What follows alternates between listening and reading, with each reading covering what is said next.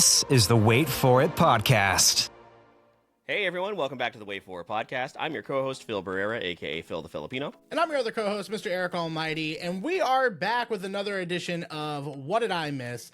And we went back to the Super Bracket Bros cinematic universe, except this time, it's not the podcast that we last knew them as, it's a whole nother podcast. So are they in the universe twice, or did we remove them and they've been re-entered? We've got to figure out the politics here, but they're here nevertheless. And Phil, this is going to be a great one if the pre-show had anything to tell us about how this episode's going to go. Listen, there can be if there are 8 Spider-Men in the MCU, there can be multiple iterations of hosts in a different podcast in the Super Bracket Bros cinematic universe. I think that is perfectly fine. So March was a big month, not only for pop culture, but also for the launch of a very, very highly anticipated podcast from our guest, and a podcast that hopefully we'll get to participate in the future since, Eric has started his Game of Thrones journey. I have not. Let me ease into stuff. I just finally watched Lord of the Rings, so at least I got that out of the way. So one giant franchise at a time. So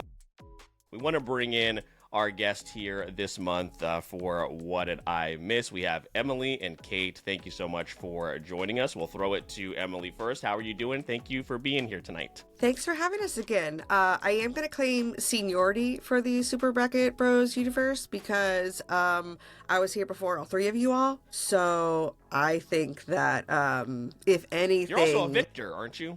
I am the victor as well. Yes. We don't count that season because it took so long to come out. I think the loser doesn't count it, but I think the winner counts it. That's what I heard. Listen, as far as I'm concerned, your seniority, your tenure just restarted. So stop talking to your elders Game like of that. Groans isn't gone, baby. It's just on hiatus. Yeah, that's fair. Just like Dylan There's and Andrew, more stuff right? coming out. Some stuff already came out. We're just putting it off because we had something else to do.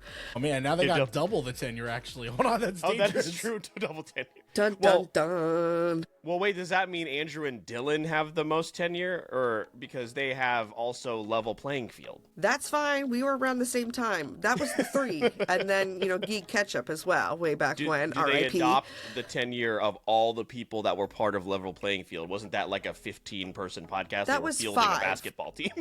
Yeah, I don't think we're absorbing past members that aren't there anymore. That can't count. That's I don't know. not possible. Boy bands do that all the time, so I don't. I feel absorb like other boy band members. all the history of the group. So I don't know. I mean, yeah, all the B lists can do their own again or something. Yeah, I don't know. Well, it's also good to see Kate. Kate. Yes. How are you doing tonight? And again, thank you for being here. How are you doing? I'm doing great. I'm so excited about this. I think technically as much as we're actually going over the podcast things, I feel like right now we kind of just have 2 podcasts because we're sort of bouncing back and forth because as soon as we were like, oh, thank goodness, we can put this on hold, then there was new Game of Thrones stuff. And so I texted Emily and was like, hey, I didn't realize this was coming out. She's like, oh, shit, okay, we have to figure this out. And now we're like, okay, I got this. Apparently Game of Thrones will just never end, so I think we maybe have 2 podcasts to commit to at some point. But in that case, she literally texted me about the new show, and she was like, oh, it's like something the night of something, and I was like, what's that? And she was like, the new Game of Thrones, and I said, fuck. Oh no, I'm literally editing this new podcast. What do you mean it's coming out again? I've heard it's good, though. I've heard it's really good. I've heard very good things about this series. So, I'm excited to watch it. We just can't right now. We're busy. There is also a Game of Thrones Telltale video game that you should probably cover. So you'll play the game, and then you can talk about that, because I think it is canon. Has that one been out for a minute? This one sounds familiar. A while. Okay. Yeah, it's been out for a while. Yeah. The Game of Thrones. That was when Telltale was just throwing stuff at the wall Yeah. and seeing what stuck.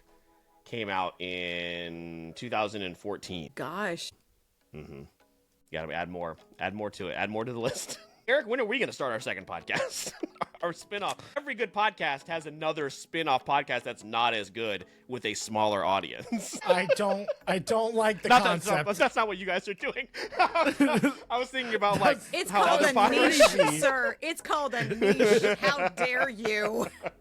We're gonna cancel your appointment with us for your recording. Shit. Oh I no, already where watched did that it. calendar Oh wait, no, I invite picked go? the movie, that's right. Yeah, Hey, did you Eric, know, are like, you I busy didn't on know- the first?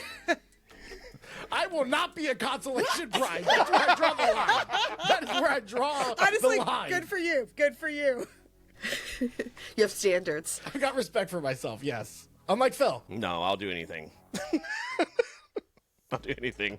Throw out the dollar amount. Anyway, super excited to have our guest here this evening, and we'll have them, of course, talk all about Sister Cinema Swap a little bit later in the episode. But we have a lot to discuss here this month, Eric. For those of you who have never joined us for this episode, it's just one that we throw out there and have a lot of fun with our guests. So I know Eric's going to give us a little bit of a breakdown of what we're going to do here tonight. Yeah, so if you've never listened to the episode, like Phil mentioned, we are very casual in the sense that we're just talking about what happened in March.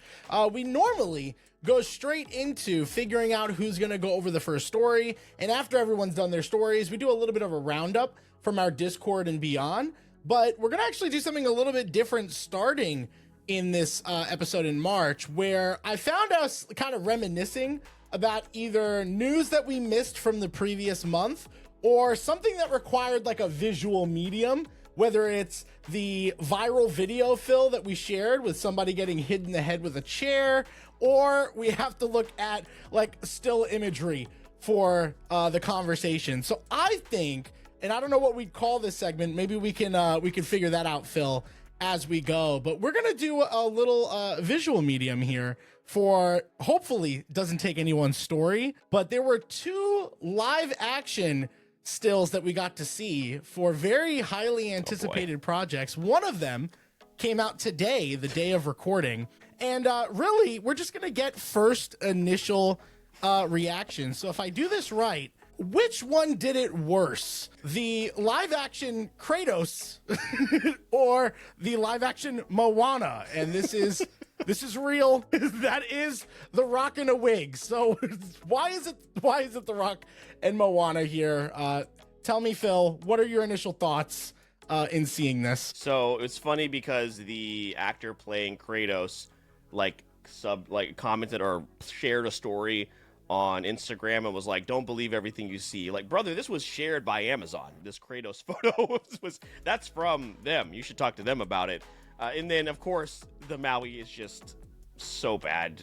Somebody put it perfectly on Twitter. Someone was like, "We spent millions of dollars for The Rock to put on a wig and deliver his lines even worse, with worse comedic timing." So it's definitely the Maui, but they're both pretty bad. Yeah, it's pretty awful. Now listen, whether you played the God of War games, know what God of War is, might be up for debate. But I think everyone, like, Maui's pretty iconic, and I just found it really interesting that Moana, like the original voice actress, was like, "No, I want to give it to somebody younger and to give it to a different actress." It was literally like, "Yeah, it's time for someone else to take up this crown." And The Rock looked in the mirror after wig and I guess makeup, because he just looks so old here. And then the bodysuit, and he was like, "No, this is great." So, Kate, any thoughts here at all about what you're seeing? Maybe who did it worse? I don't know how The Rock seems even smaller. Like, I've seen pictures of I don't know if the wig is like so voluminous that it's like, it takes away from like the shoulder to like neck to head ratio that I'm used to seeing on him. But it's just, he just looks like a guy. And I don't know. Like, I feel like especially like the idea of doing a live, ideas of, do we need to make live action versions of all the Disney movies aside? That is a separate conversation. This one, nothing about this reads, this is the guy from that movie to me, other than as soon as he starts talking, it'll be the same guy. I'm not as familiar with the God of War series. I don't think this looks terrible, but I also don't know if it's like, I would love to hear why it's like, oh no, this one's actually real bad. Like, is there a specific reason why it's like not good? You know, it's kind of funny because I don't think it's worse than the Maui. Like the wig is it's just so bad. It's so bad on The Rock. I think The Rock has such iconic like facial like recognition in our brains, and he's always been bald for the longest time. It's jarring, even though we know him as the voice of Maui. But for the God of War character, Phil, I think you can agree with this. I don't really care about the Atreus part of it. Why is Kratos like hunched over like that? It's just such a weird. It's a weird image to release. Yeah, like why not just this image on the right and then just remake that? Yeah, I think that's also making it probably worse is him being slouched over, because this is clearly the scene in the first game where he's teaching him to hunt, which is totally fine. But like there are scenes where he's just walking around. Why this one? Yeah, I'm not really sure. Emily, what are your reactions seeing these? Are we over exaggerating, or do you also like on first glance, are you also like, yeah, they don't look right? Yeah, definitely. We're going to go straight to Maui. Maui looks like an old woman in this photo. Like he looks so old. Like I didn't even think The Rock looked that old now. I mean, I haven't seen him recently, but I'm like, no, you're too old to play a demigod who's supposed to not age now. This is not right. The hair just like looks like my hair on a good day. Like it's not really doing it for me. And Kate, I agree with Kate. He looks tiny there, especially compared to the actual picture of Maui. I also do not know much about God of War. The only thing to me is the one from Prime. It looks so heavily photoshopped, or like the coloration, because it took me a second to realize that was not the video game one, and the other one was the video game one right next to it, especially with the boy. I was like, you look like you are not AI, but there's something going on, some like uncanny valley coloring or something in this photo that does not feel right. And you're right, with him bent over, you can kind of see his stomach, and I'm like, you should have, according to this other photo, you should have abs. So like maybe don't show that one. Like everyone, if you bend over, has a stomach, obviously, but like you're right, that was a choice, and he's not as ripped as I guess he should be. I'm not sure. Yeah, and I don't know if they're gonna like fill out the beard a little. Like the beard's fine, but like so like it's not that everything's bad. I think to Kate's point, I think it's that like a lot of people were either saying like some of it seems AI or some of it seems like fan made, which isn't an insult to fan-made projects, because like it's more to the fact that this is this huge company releasing a still and choosing to do it for a high budget project, and it's like, well, this kind of looks fan-made. Like that's where the argument I think really comes through. But yeah, hopefully your story wasn't either the live action Maui news that dropped today, or again as of recording, or the God of War news. But I thought, and Phil, again, we'll see how this goes on future segments. We'll make it cleaner. We'll do a whole intro to it, give it a name. But yeah. I think sometimes we've been finding ourselves sharing the screen more when it comes to visual mediums, talking about the news. So yeah, we'll start to incorporate that at the start of the episodes moving forward. Eric, did you say share screen? I did. Sorry, Kate was going to say something. Kate, go ahead. I was going to say the last thing. I was trying to figure out what The Rock reminded me of. He looks like Kenny G with that hair and that specific picture. That my final thoughts. I yield my Probably time. not what they were going for. Kenny G. Probably not what they were going for. The thing is, they could also like have easily cast a very large Polynesian actor who probably would have done incredible in that role. So, you know. Yeah, but I mean, they wouldn't be The Rock. But so The Rock doesn't have that enough would be money. an issue. We can't offer it to anyone else. Who could we find? Only The Rock can give us a chee-hoo. That's no, the stop, only person. Stop. Don't do that, please. The only person. He doesn't even say chee-hoo in the first movie. He's so going to the fact sue that they you. put it in the No, he trailer just heard pissed that. me He's off. going to come sue you now. Yeah. No, they're going to just keep doing the Chee-Hoo song in the first one. In the second one, they're just going to keep doing it in each one now. His Oscar bait movie didn't. Nobody liked it outside of the French Film Festival, where they give everybody a standing ovation. Yeah, we could release a short film at the Cannes Film Festival and get a 15-minute standing ovation, just so you know. Yeah, there's a whole, like, there's got to be some type of, like, reasoning behind that, but we're not going to get into the lore behind the ovations that you get at some of these, film festivals. What we are going to do is the lore of this podcast, which has now become, unfortunately, horse racing. And if you have not seen this before, we could decide to just go in a particular order and just go through our stories, but that wouldn't be fun. We've all done this here. Kate, Emily, I don't remember if you guys were here for horses, though. So just in case, as a reminder for the audience, too, we're going to go 3, 2, 1. And after that countdown from me, we're all going to say race those horses. Are you guys ready? Yes. All right. Kate's horse is the loudest, of course, as you can see. It's very... Why? My horse... Why did I got the pink horse? Anyway, 3, 2, We have to trade. 1. Race. Those Horses. All right, All everyone right. is off to a pretty even start. No one's broken Da, da, away, da. although Phil and Emily are falling I feel behind. like one Kate of and them Eric always like here at pivots the- Oh, ahead. Oh! There you And of go. course, of course it's Phil's. It's rigged. I was just biding my time. All right. I'm actually really glad that I'm going first because I thought maybe one of you might take my story, specifically Emily, because we are talking about Pokemon, baby. We are going Pokemon because it was a big month for Pokemon. Of course, the release of Pokopia, which has done incredible numbers. It's a little kind of like tidbit of this of what we'll be overall talking about. This was as of March 12th, so we're about 10 days removed. But Nintendo did announce that 2.2 million copies of the game were sold over its release weekend. People are out there going and buying the new console, the Switch 2, just so they can play this game. It's all over social media. Of course, the builds have been absolutely wild. As someone who was one of those people that ran out, a couple of people here actually that ran out and got a new console to play this game. It's incredible. It is, yes, on base level, yes, is it like Stardew, Animal Crossing, type of game? Sure, surface level, but there's so much to do here in this game and an endless possibility for them to add on to it as well. So Pokopia, of course, has been a big story for this month, but they also talked about 2027 release Wind and Waves coming out for the Switch 2 as well, and the new starters. Let me pull up here.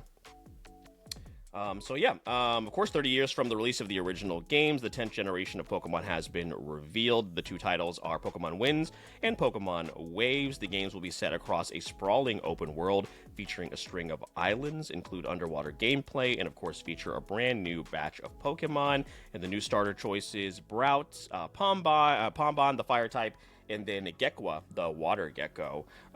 The first look at Wind and the Waves world features dense jungles, futuristic resort with water flumes, a mangrove swamp, large stretches of open water, and just overall looks like an incredible upgrade over the Pokemon games that we got on the Switch, which I really didn't have much of an interest in playing. Even the new gameplay loop aside, didn't mind that, but they just look so bland and lifeless, and I don't really think that was a Switch problem, because there are games on the Switch that are gorgeous. So I really think it was a laziness thing when it came to Game Freak, when it came to the Pokemon Company.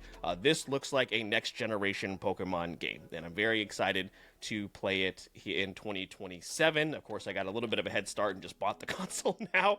It was a great month for Pokemon. Of course, 30th anniversary, a lot of stuff is coming out. A lot of stuff in the TCG world and everything like that that's going to be impossible to get your hands on. But other than that, like I said, between Pokopia and Winds and Waves being announced, it was a really, really big month. So, Emily, I will throw it to you first. What do you think about all the big March that Pokemon has had? Oh, you know that I loved it. It's my bread and butter for video games, and always has been and always will be, forever and ever. Amen. I even I was so excited, I showed my daughter the trailer for Winds and Waves. I was like, what is this? Because I'm not... The Pokemon Legends I wasn't really excited with, and I was disappointed that they released another one after the first one. I was like, what are we doing? And then Scarlet and Violet, I enjoyed some, but you're right, I love the new type of gameplay that we've switched over to, like the 3D and the seeing the Pokemon and everything. I really think Sword and Shield was probably the best one out of the new kinds, maybe because it was the first. Because, I mean, the Let's Go's like you're playing, red and blue or red and green again, but in a different way. So I'm very excited. Phil was the one to convince me to buy Pokopia, because he was like, are you gonna get it? And I was like, you play as a Ditto who pretends to be a person. That sounds weird. And he was like, no, the reviews. And I was like, all right, let's look into this. And I was like, oh fuck, I gotta get this, damn it. And so luckily my husband was on the same wavelength and was like, hey, because I was like, oh, I'll buy the Switch 2 next year when the next Pokemon game comes out. And he's like, you should probably get this one. And I was like, okay. So yes, it was maybe 2 days after it actually came out. We went shopping and got everything all at once. And I just walked out very happy. Yeah, it's incredibly addicting. I am staying up way too late because I can only play from 9 to whenever I go to bed. But yeah, it's super fun. I mean, I love Stardew Valley, I love Pokemon, and I love Animal Crossing, so it really works.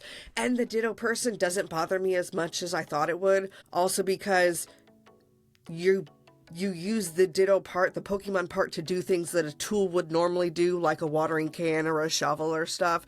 So honestly, your tools don't break because you are the tool. So it's it kind of eliminates that, which was actually nice because building the tools is such an annoying part, especially of Stardew Valley. So it was kind of a cool way to combat that. Yeah, it's super fun. People have gone ham on it and just looking at, we've been sharing photos of what people have done that is insane. I'm like, these people don't have jobs or they don't sleep because of what they've been doing. I'm like, I'm just trying to put blinders on and go about my day. But yeah, it's been really, really fun. I would recommend it. Yeah, I mean, like we were talking about the reviews. I'm not sure if it's still sitting atop the list, but it was, at least as a few weeks ago, the highest rated Pokemon game ever that has come out. So I'm not sure if it's still sitting atop that mountain, but it's continuing to go very, very well. And when Emily is referring to the crazy builders, we're talking about Japanese fans. They're not playing the same game, I don't think, or something is going on. Very similar to how I felt with Animal Crossing. Kate, what about you? What have you kept up with? And of course, with Winds and Waves announcements. And then also, when are you jumping on the Pokopia train so we can start an island, the three of us?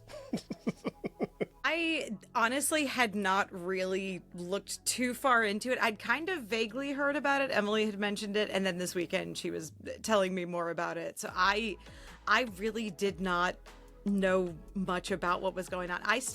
I hopped back into Animal Crossing finally, I think just before Christmas of last year when they started saying, hey, new stuff's coming. I was like, all right, I think I need to finally go, pull weeds and make sure no one's mad at me. So literally just went back to that. But I don't know, I haven't played a new Pokemon game since second generation, but it's still so fun to just see the new starters every time. Seeing a Pokemon ad during the Super Bowl that was literally just hey, Pokemon are neat. Anyways, that's the ad. And I was like, I like this. I approve. I can back this ad. I understand. But I think it's the thing of every time a new batch of starters gets released, everyone just kind of goes nuts and they're just this one's my favorite. Even if you're not going to get the game, you're just well, I gotta pick my favorite. This little fire type Pomeranian, I would die for him. I love him so much. He's so cute. I don't know. I love this dog. It's great. I don't know how many more fire dogs they really need to make. I think that was the thing that I'd seen a review saying, yeah, we have sort of these archetypes. We have water lizard, we have green bird, we have these archetypes already. But I was but do you have these ones? But these are different. But I haven't, I said, Emily is mostly my doorway into what is happening in the world of Pokemon. How long is it usually between here are the new starters versus here's what the hell happens with them? Is it you wait for the new game to come out? Does it kind of depend? We'll probably get an idea of what the evolutions look like in the probably by the end of the year at least, especially if it's coming out Q1 2027. What I will say, and Emily, you tell me if you feel the same, keep that fucking dog on 4 legs. I swear to God, do not make that dog stand They're not up gonna. He's gonna be a freak, and you know it. They're gonna humanize he's gonna him. Get a fighting type. You know it. I already saw people talking Fire, about fire. that little Not even blue that. lizard guy. It's they're gonna make her sexy. It's gonna happen. She's gonna get weird. They already did it to Sobble. Yeah. He was a James Bond type lizard. Yeah. And no, they're gonna make him fucking humanoids, Yeah. and you're leave them alone. Really quick, can I make an argument for Brout? Because these images exist in these edits.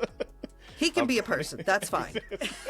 So I want this version specifically. Yeah. He there looks- are a lot of these. But Leaf, Doesn't he looks a little like the Duolingo bird? Like just enough? people are Yes. saying that. Yeah. I don't know. I know they're gonna do something weird with this dog. I love this dog though. I can't lie. Yeah, that's Well, I always start off fire. I always start off with the fire Yeah, type baby. as well. So fire type or die. Let's go. I always start off with water. so, I'm annoyed they did another lizard. well, speaking of, I mean, we didn't even talk about how FireRed and LeafGreen also released on the Yes. On the Nintendo eShop finally. And yeah, I know $20. Yeah, obviously, yes, you can emulate a Pokemon game. You can do that, but I want to play it on my handheld. I want to play it on the Switch. Like if they release Heart Gold and Soul Silver, it's really over for me, to be honest with you. It is done. So that was also something else. But yeah, as far as your original question, Kate, we'll probably know what those evolution lines look like within the next by the end of the year, most likely.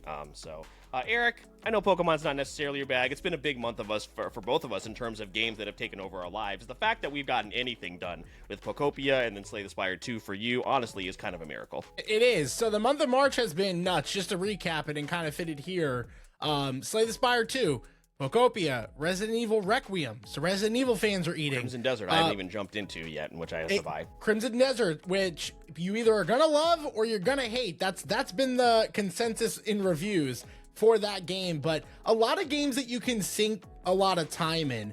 Marathon as well, throwing that in there. And I'm sure there's 1 or 2 or 3 games that I'm missing because March has been absolutely insane when it comes to gaming. But I think what I love the most about not only all of these games and what they have to offer, because I think a lot of fan bases are really happy. I'm just really excited to see the Pokemon fan base happy. Like, that might not be something I'm obsessed about, but when was the last time, like, the consensus? And again, this is from somebody on the outside, so if it was recent, let me know. But I think I have a pretty good grip on it.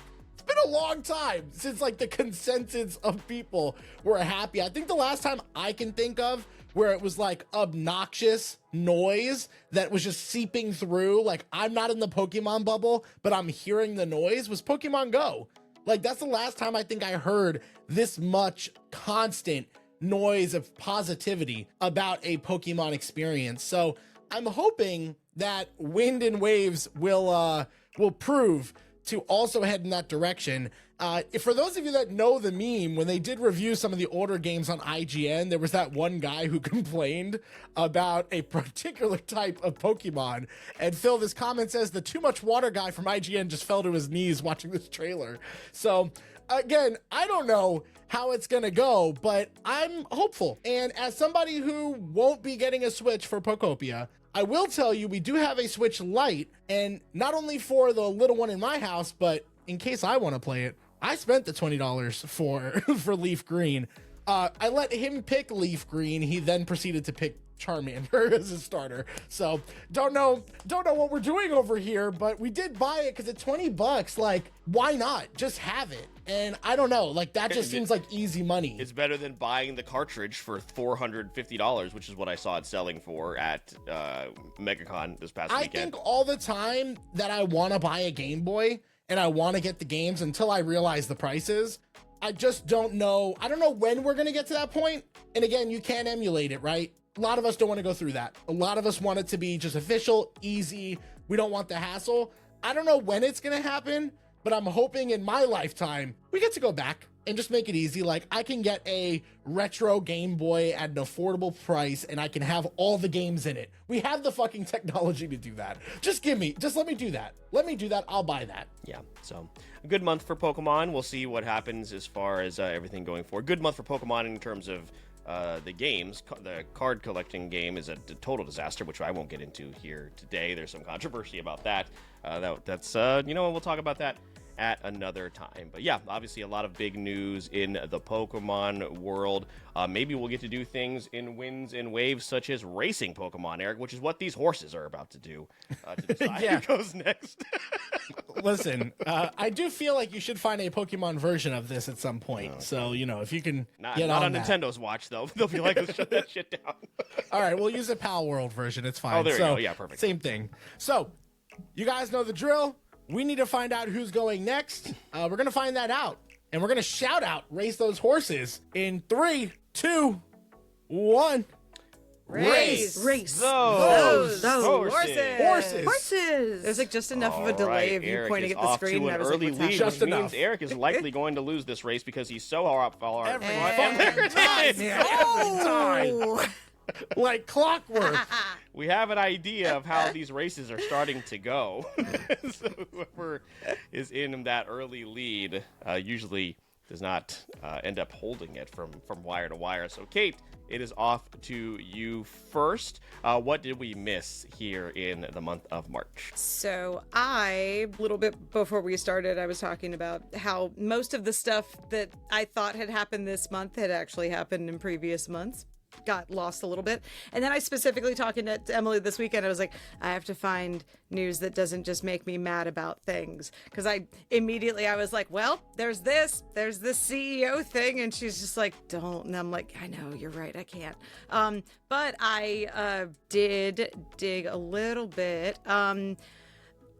So I started reading into a little bit more about the Buffy the Vampire Slayer reboot that had gotten the pilot filmed and was recently canceled, that was going to be out on Hulu. So basically with that, I didn't grow up watching Buffy the Vampire Slayer. I especially in college, had a lot of friends who liked it. The Joss Whedon of it all kind of sits weird with me now. It feels like it might be tough to watch for the first time now.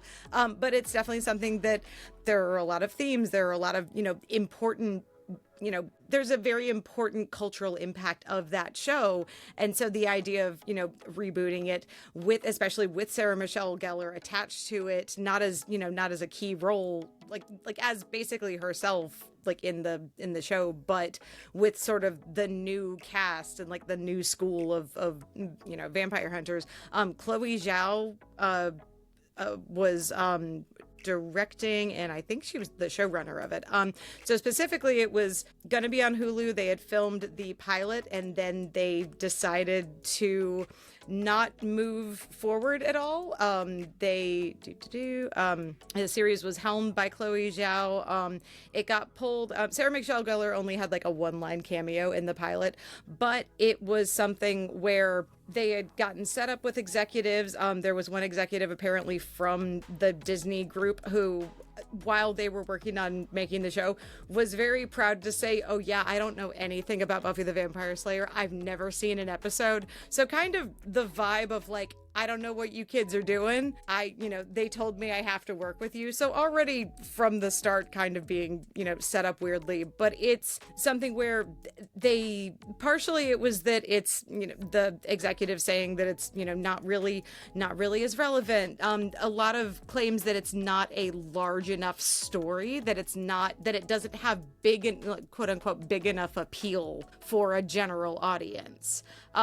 Which I know Emily's making a face, which I think is an interesting claim, especially for as many things that are, things that are being rebooted, that are, being remade, that, without the original cast or creators tied to them. So I think especially something that's being rebooted with the blessing of someone like the main character, essentially, it sat really weird that it was like, oh, there's not, no one's as interested in this. So it felt like it's kind of a bummer, but it just felt like a strange choice to have started that and then sort of pull back at the, when those first steps are actually being started. So right now, it doesn't sound like it's going anywhere else because it is a Disney property and Hulu still has rights to it. And so unless someone wants to pay an exorbitant amount of money to Disney, it's just kind of gonna,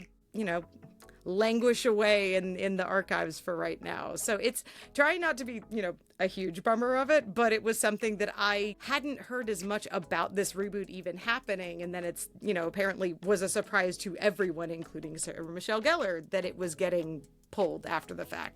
So that was my big news story that I got this month that I was like, hadn't really heard in many other places, but thought was interesting. Yeah, to say that it wouldn't have a wide enough audience is pretty insane to me. I also did not watch Buffy. I did. It is one of those shows that I would love to go back and check out. But I mean, when you look at the list of other shows that have been rebooted, and for them not to after already, like you said, filming the pilot, you know, I mean, when you talk about like we have Girl Meets World, there's a Fresh Prince of Bel-Air spin-off. They redid Fuller House, which was terrible. You know, talking about there are so many shows out there that already that exist. And even if they like, you could have like been able to tell from the beginning they weren't going to be really good. But I mean, in an era also where Scrubs is back, and Scrubs had a very of its time comedy style, and the reboot's actually, I've only watched the first couple episodes, it's actually not that bad. So the fact that you didn't think Buffy could find an audience is insane to me. Eric, what do you think about this? I don't believe you have watched Buffy. We do know where the place that it holds in pop culture, but yeah, what do you think about them axing it again after already getting underway? I mean, there's just an audience for it. That's kind of the thing that is like head scratching. I never got into it as a habitual watcher, but like, you know, I talk about all the time that there'd be like movies on TNT or TBS that I swore I watched, but I'm not sure that I did between commercials and where the location was. Like I was at a doctor's office, so I probably saw 3/4 of it, but I could vividly remember it. So I'm not really sure if I could speak on it or not. The same thing happens for shows like Buffy and Charmed and like a lot of those type of shows that would be on television. I'm pretty sure I've seen a lot of those episodes just in passing, but it was never something I habitually watched. But so many people did, and Phil, you named off and rattled off a whole bunch of like sitcom related ones. I don't know why this is harder to get into, but it's a little bit of a bummer. I mean, how long, and I guess it's kind of fitting because one of the news is somewhat related to Joss Whedon. They did get the blessing to move forward with a Firefly reboot, but an animated version is what they're pushing for that. But how long have people been wanting to see more Firefly? And that was hard to get off the ground. So again, it's just kind of disappointing that some of those maybe different genres are having an issue where some of those staples like sitcoms seem to just have an easy route back into nostalgia. Yeah, it's like you said, there's totally an audience for this. Emily, what did you think? You definitely seems like you have some strong opinions about this. Were you also a Buffy watcher? More so in passing. Unfortunately, we don't have any diehard fans on this podcast, but my two best friends in college would talk about it all the time. So yeah, again, Kate was telling me about it, and I did not know that there was the reboot. Saying there's no audience, it's like, you're not even trying. A sitcom to be very good, that's rare, but something like this that has like, you know, action and drama and comedy and like all that, like that has so much more, like, and you already know it's going to be good. Like that's so crazy. Our side note, but it's kind of relevant. Our parents watch so much TV, and whenever I visit them, they're like, oh, we just started watching this show, you should try it. Oh, this one's so funny, I really like this one. So the last time I visited them, not this time but for Christmas, they oh my gosh, what's the name of the show? They told me that they were watching this show about a cheerleading squad called Stumble. And it's about this cheerleading coach who like kind of gets disgraced and then has to join like a different college to make this ragtag team go to nationals or whatever. And I was like, okay, let's try it. So it had a couple, and then it was like really stupid humor sometimes, but then it's got that like funny, serious moments. And I was like, okay, this is when you know it's a comedy, but it's a good one because it has the serious stuff that pulls you in and loves these characters, but then it also has the funny stuff as well that's light, and it's like there's a very perfect balance for it. And so many sitcoms don't do that, or they don't do it well, because they've shown me a lot of shows that I did not think were funny at all. But this one actually, side note, was very, very good.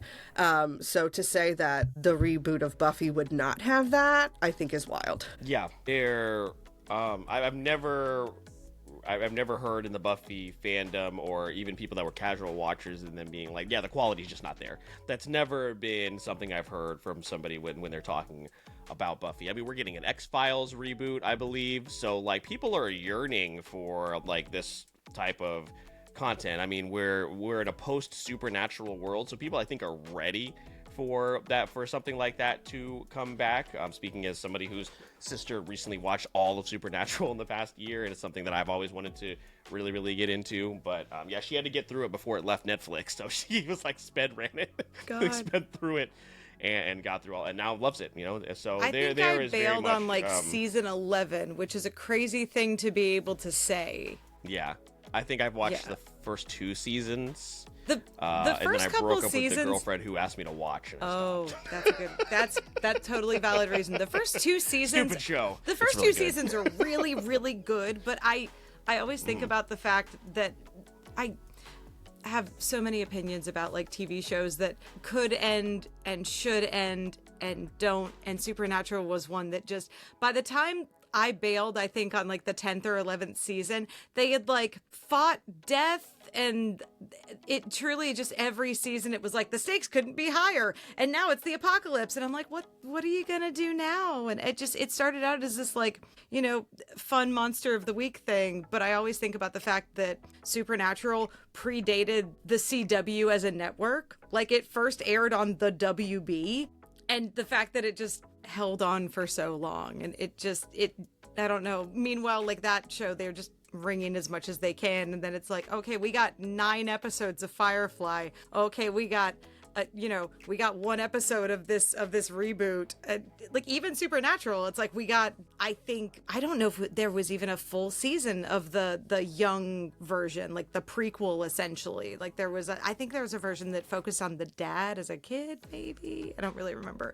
But like the fact that something that is such an established property that got, so much attention and managed to stay on the air and keep getting renewed for so long, that a spin-off of that is like, that a production company is like, actually, no, I don't think this is going anywhere. Like it just, the choices that are made by studio executives who, especially in the case of the Buffy reboot, are unfamiliar with the property and are uninterested in learning about it, and are uninterested in learning more about the cultural impact and how, like the nostalgia and the importance and, the staying power of some of these properties.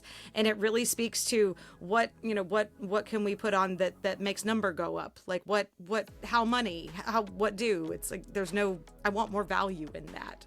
But it's frustrating, but it's also, it surprised me that it surprised me, Like, I feel like it's like, oh yeah, what else is new? A thing got canceled, but it really surprised me that this one got taken out. I mean, it kind of comes down to the Pokemon conversation we were talking about, right? Like, it's not hard to make us happy. We're all telling them, hey, we have money, we would like this. And studio execs at Nintendo and the studio exec at Hulu and Disney are like, nah, I'm gonna do my own thing. So they're just like, all right, well then we're not gonna spend any money, or we're not gonna be happy, and we're not gonna give you the thing that you want. And then they're like, why did no one buy it? We don't know. Why did anyone like this? How did this happen? They explicitly told us they told us that they didn't want it. Why didn't they buy it? Yeah, just madness. Yeah, if you think those shows wouldn't find an audience now, we talked about conventions before we started. You go to a convention and see anytime Charmed has shown up. You go look at Matthew Lillard's line at any convention that he shows up in. Missed opportunity, man. So we'll see. What if it ends up like The Pit, Eric, where it was somebody makes a spin-off that's not Buffy, but it is Buffy? So like if someone will create that show, because that's what they did. Yeah. The Pit was definitely supposed to be an ER spin-off, and they're like, no, you can't do that. So they're like, all right, Dr. Robbie it is. You're Dr. Robbie now. Yeah, there was like a whole lawsuit behind that too, that they eventually won, because it was different enough. But yeah. They weren't really beating the allegations on that one. Like, we're not ER. Wink. Like, did you just say wink? No. No. Wink. Well, yeah. Well, luckily the Pit won that lawsuit. Who's going to win this race is the next question. Phil, these transitions are really good today. These flawless segues. All right. It is. 2 horses remain. It is the Super Bracket Bros GURPS rematch. Let's go. We're going to count down. 3, 2, 1. Race. Those. Horses. I forgot what Oh, to no. say. He forgot. I almost All right, forget. Emily is in an early You know what lead, I which almost makes said. which Come means on. could be good. Come Is on. Emily going to Come lead on. wire to No wire? way. Yes! Oh, wow. Redemption for Eric. This episode is brought to you by Longhorn Steakhouse. Carnivores wanted. Stop. Yes, please. Get off the ads. All right. All right, Eric. So What you got? yeah, I'm gonna take probably the biggest story, and only because I'm assuming I'm just gonna guess what Emily's story is. So I'm gonna save this one. I'd be shocked if it's not. So I'm gonna go with probably the biggest one that we're gonna mention in some way, shape, or form, and that is the results of the Oscars for 2026. Obviously, huge thing, and for us, a big thing in March for the international film, the film that ended up winning for Best International Film in 2026, Sentimental Value, was one of our episodes. We typically like to cover some Oscar-worthy movies. So Aaron Brockovich, a previous classic, was on the docket for Late to the Party. So we don't like pay too much attention to award season, but we pay enough attention because a lot of these movies we end up just seeing through word of mouth. And this year was no different. This past year was no different. The highlights, just kind of break those down for you. The big winners, one battle after another with 6 wins, including Best Picture, Director, and Supporting Actor. Sinners with 4 wins, including Original Screenplay, Cinematography, and of course, Michael B. Jordan for Best Actor, which was a wonderful moment at the Oscar. A Frankenstein getting a couple pity wins with production design, costume design, makeup, and hairstyling. Listen, they got 3 wins though. And then everyone else was just kind of scattered. F1 won 1, Avatar won 1, you could imagine, for sound and for visuals. Jessie Buckley won Best Actress for Hamnet. Amy Madigan won Best Supporting Actress for Weapons. A lot of great stuff that was happening, but really just 3 big winners, and the 2 biggest names being One Battle After Another and Sinners. A really great night. It was hosted by Conan O'Brien. There were some fun moments as well. There were also some not fun moments. But we also got K-Pop Demon Hunters winning Best Animated Film, which I thought was really awesome. So that is your recap for the Oscars. You may not watch all of these movies. You may not fully be in the know of award season, but it always gives us a chance to reminisce about stuff we enjoyed in 2025. And Phil, I think I'll throw it to you first, because some of these we really were not surprised. These were, a lot of these names that we named off here were in our best of list for 2025 by the end of the year. So I think we saw a lot of this coming, although that Best Actor for Michael B. Jordan was really nice to see that come to fruition at the end.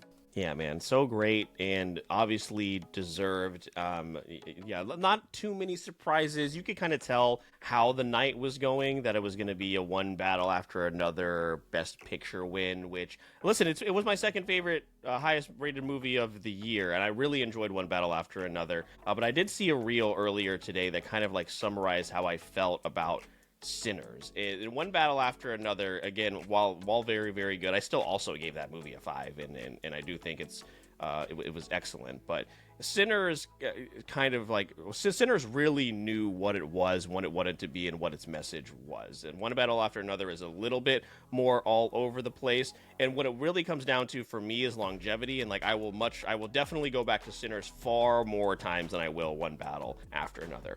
Both excellent, both really, really done very, very well. But Sinners and K-Pop Demon Hunters is what I will remember 2025 for when it comes to film. But, it was great that Michael B. Jordan got that win. He did, as Californians do, unfortunately go to In-N-Out afterwards. So that's a little bit of a questionable decision because not a fan over here on our end Phil, of In-N-Out. but hold on, Phil. I'm going to say the thing that everyone's thinking. Didn't you try it animal style? Animal style? Yes, I've tried animal style. It's terrible. Anyway, it was great. Also, a great moment there. A great moment and an irritating moment when EJ and her team got cut off when they won the Oscar for Golden. Luckily, they did get their opportunity to thank their families afterwards. So that was really, really nice. But yeah, Eric, not like you said, not too many surprises. Disney getting shut out again at the Oscars for Best Animated. I do think that if not for K-Pop Demon Hunters, Zootopia 2 probably takes that win. We did not get to Arco, last year like we wanted to, Eric, but Zootopia 2 is probably good enough to win again in a non-K-pop Demon Hunters year. The supporting actress winner, I know, of course, Eric, we know our friends Jordan and of course my sister Flynn, big horror fans. This actress in a supporting role win that continues to kind of feel like it goes back to when like Jamie Lee Curtis won, and then when there was another, a couple of other times when Angela Bassett didn't win. This is starting to. There's some talk that this is starting to feel like a Lifetime Achievement Award, and I really hope that that's not going to be the case. I did not see Weapons, Eric, so you can tell me if you think, compared to everybody else on this list, if she deserved to. If you thought that was warranted. But overall, again, it was a pretty solid night. The bits definitely went on for a little bit too long. Some of them were, a lot of them were very hit or miss. But looking at you, Downey, and Evans, that was pretty bad. But yeah, overall, Bridesmaids. Yeah, the Bridesmaids ones definitely went on. It was a good. The Bridesmaids ones was a good concept. Went on way too long. But other than that, but it was nice to see them together. I was just hoping we would get an announcement of a sequel. But we didn't get that. But otherwise, other than that, like you said, Eric, not too many surprises. Timmy Chalamet going home with 0. He probably. Listen, man. He had a rough weekend, but hey, he's got Dune. He'll be fine. Yeah, he will be fine. At least not like him. He'll be fine. So listen, guys, I know we're all big fans of opera and ballet. Everybody's got their tickets, right? We're not shitting on Timothy Chalamet because we all got season passes, right? You're supporting your local opera and ballet. Just making sure. We're going. Okay, I'm just making sure, just making sure. It's a big deal. To your point, though, about actress and supporting role, I can see why you would feel that way. Amy Madigan was great. She was really great in Weapons. I enjoyed that movie a lot more than I thought I would. This is the category I've actually seen everybody in because we watched Sentimental Value. I think the two nominees there canceled each other out, unfortunately. Tiana Taylor was getting some steam. I don't think it was enough. I don't think her role was enough in that. To be honest, I was more on the Chase Infinity train for an Oscar, more than Tiana Taylor. For sure. And then with Moonmi in Sinners, I think it was the same thing with the supporting roles in Sinners for both male and female. I think they were getting the appreciation by getting the nomination. I don't think they were going to win. So I think this one deservingly went to Amy Madigan because I think she was superb as the character she played in Weapons. But Kate, I'll throw it to you because I see you're kind of maybe in agreement with the Amy Madigan stuff. And then also you were very upset that I took shots at Frankenstein, which wasn't a bad movie. I'm just saying a Guillermo del Toro movie gets production design, costume design, and makeup and hairstyling. It's like anytime he releases a movie, he's getting one of those 3 categories, and he got all 3. That's all I was saying. So what are your thoughts about any of the movies from the Oscars? So here's the thing. There's a difference between saying, yes, Guillermo del Toro has movies in here, so obviously they're going to be of high enough caliber to win these categories. It's a different thing to call them pity Oscars, which that's where my spiciness came in. Frankenstein. I've got clickbait brain. That's it. Number 8 will shock you. No, Frankenstein fucking ruled. It was absolutely so good. It is of the literary / monster based freak movies in the last couple of years. That's my favorite one. It's better than Nosferatu. It's miles better than Wuthering Heights, which was bonkers. That was, I heard. Oh, good Lord. It was, my God, it was a ride. But no, Frankenstein was beautiful. My God. It won the stuff that it won costume design and, hair and makeup and everything because it did an incredible job. They were phenomenal. I loved Amy Madigan in Weapons. She was deeply unsettling, and horrifying. And also, for me, I looking at the movies that I have seen off of the list, because I was trying to remember, what I've actually seen. And I haven't seen as many, actual, Oscar movies this year. I did see Sinners, and I fucking loved it. And I love Wunmi Mosaku. No matter what she's in, I love her. But I really feel like in this case, like you were saying for Sinners, I feel like the supporting characters, there are just so many that I'm picking these ones specifically as the supporting actors. I was like, okay, you have a lot of I think anyone they could have picked would have been strong from that. I I don't know if I've seen Amy Madigan in anything else. She was very, very good in Weapons. But Weapons was also just a ride of a movie. Like it's, you know, it was a lot. It was just a horror movie that had a lot going on. I was so excited about Michael B. Jordan. And I didn't realize that Disney has not won Best Animated Feature in 4 years now. I didn't realize that they have not won one in so long. And I was talking to my husband about that specifically, and just K-pop Demon Hunters, the fact that one is so strong. Like, I don't know there was any way that I would have imagined something else winning this year. Like, it just didn't even seem like an option to me.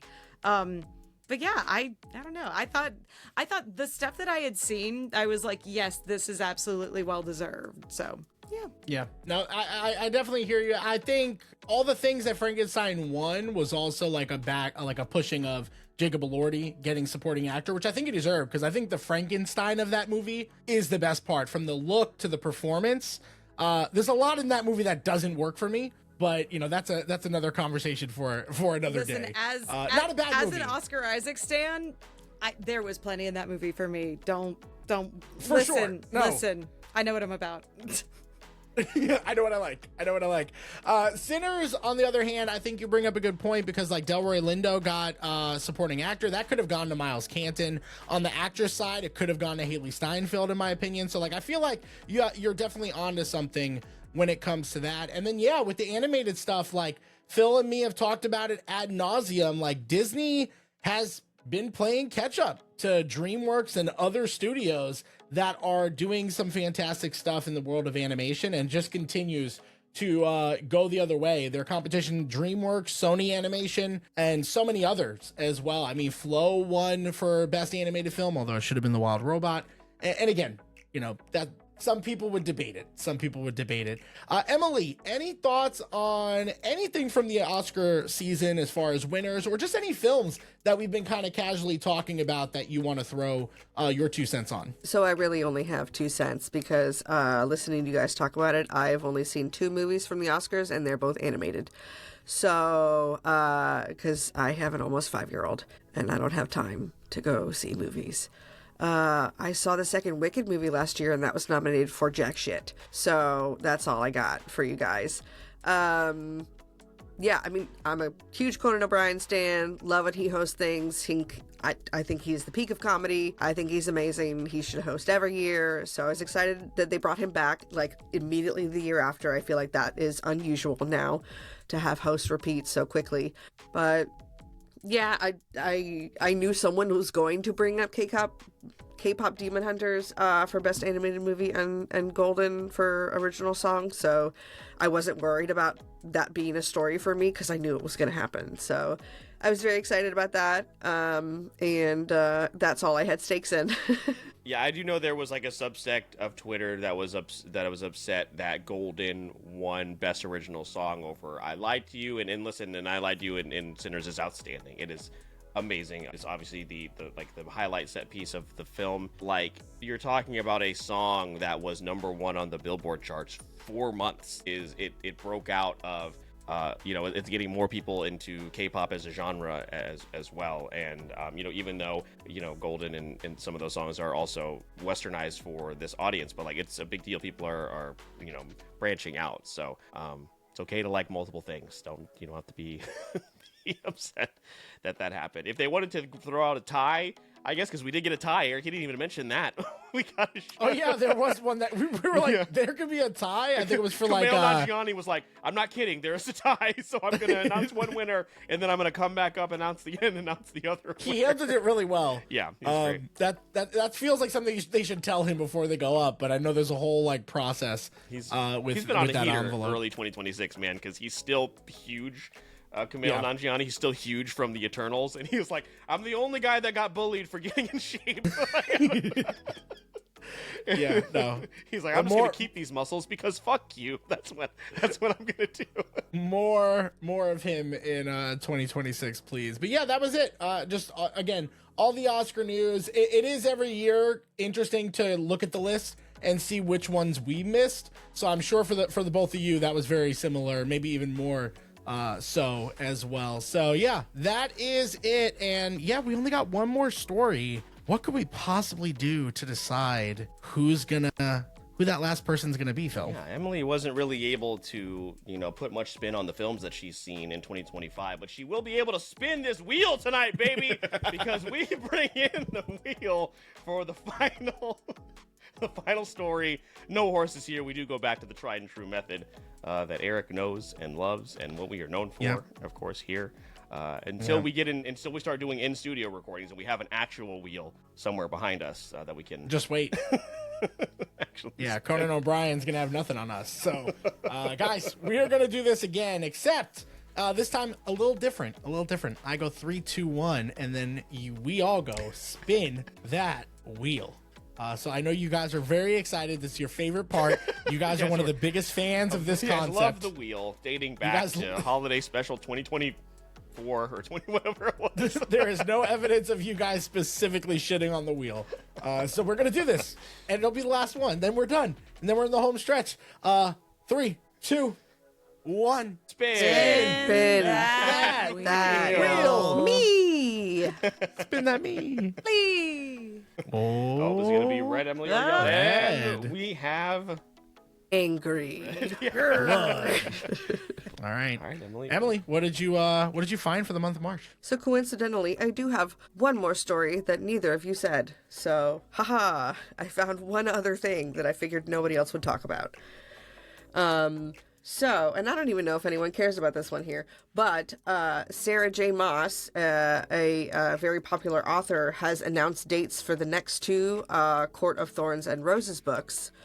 Book 6 is coming out in October, and book 7 is coming out next January, but she has literally no titles or covers to show you, but you can already pre-order them on Barnes & Noble, which I think is bullshit. But the last one in her series, she's already done 5, released in 2021. But if you don't know, she's big in one of the quintessential romantasy authors now, like her and the fourth wing, Rebecca Yarros, are like the 2 ones that book talk girlies are on about, saying, I was never into fantasy, but now I am. And you're like, all right. Let's see. It celebrated this series celebrated its 10th anniversary last spring. So I don't know. I have mixed feelings. This was the one because she has 3 different series set in the same kind of realm that she's created. This is the only one of hers that I have read, and I believe it is known to be the quote-unquote spiciest of all of her series, and I can't imagine it getting much more than that, to be honest. So I don't really know where she's going with this story. I am interested. I'm not pre-ordering them if you literally don't have titles for them yet. I think that's bullshit that you're doing that. And she's written at least two other books in between for her other series, is plural. So, I mean, people have been chomping at the bit for these books, but if you're not going to commit and give me anything about these books, I'm not going to buy them just yet. Also, they're only selling hardcovers, and I have paperbacks already, and it makes it weird when they line up. So, yeah. But I don't think any of you guys care, but it's news. Hey, me and Phil have read a spicy book together. We listened to a spicy audiobook together recently for a podcast experience. A podcast appearance. It's called Spicy Little Curses. It was a short book. It's a short novel. Yeah, and we had to, so we did the audiobook going down to, where was it? Was it Ocala? Yeah, Brick City Anime Festival. Yeah, we went down to Ocala, and we had to listen to it for a podcast called Damsels Never Finish that were having us on. So that was something. That's lore you guys didn't know. Yeah, we said on the podcast when we were on there, Eric and I, 20 years into our friendship, don't get to check off a lot of firsts, but in 2026 we got to.